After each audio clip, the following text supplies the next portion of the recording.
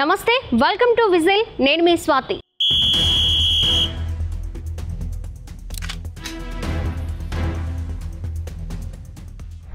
Scanning సెంటర్లు ఇష్టారాజ్యంగా వ్యవహరిస్తూ ప్రజలను దోచుకుంటున్నాయనే విమర్శలు వెల్లువెత్తుతున్నాయి.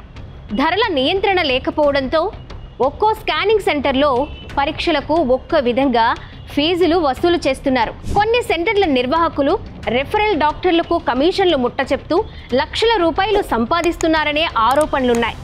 గర్భిణీలతో పాటు ఇతరులకు చెస్ట్, గ్యాస్ట్రో, లివర్ తదితర సమస్యలు తెలుసుకునేందుకు సంబంధిత వైద్యులు స్కానింగ్కు రిఫర్ చేస్తుంటారు. గాయాలు, తలనొప్పి, చెస్ట్, నరాల సమస్య ఎదుర్కొనే రోగులకు ఆర్థో, ఇతర వైద్యులు ఎక్కువగా ఎక్స్రే, సిటీ స్కాన్, ఎంఆర్ఐలను రాస్తుంటారు. అందులో వచ్చే రిపోర్టు ఆధారంగానే వైద్యులు చికిత్స చేస్తారు.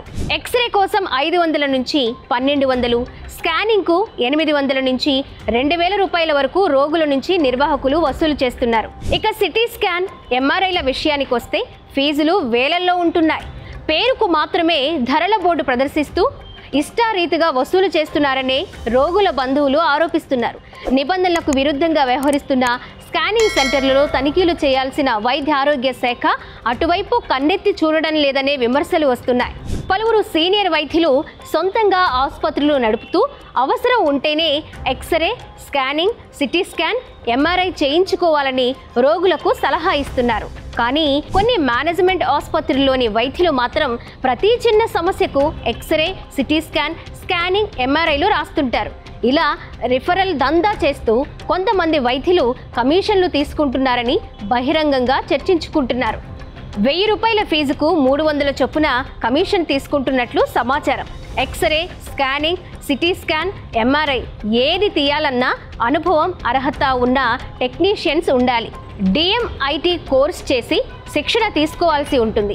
అయితే మల్టీ, సూపర్ స్పెషాలిటీ, పెద్ద ప్రైవేటు ఆసుపత్రుల్లో టెక్నీషియన్లకు 35,000 నుంచి 50,000 రూపాయల వరకు వేతనాలు ఇవ్వాల్సి ఉంటుంది.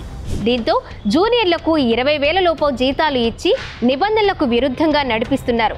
జూనియర్లు ఇచ్చే స్కానింగ్ రిపోర్ట్ తేడా వస్తే ఎవరు బాధ్యత వహిస్తారనేది ప్రశ్నార్థకంగా మారింది.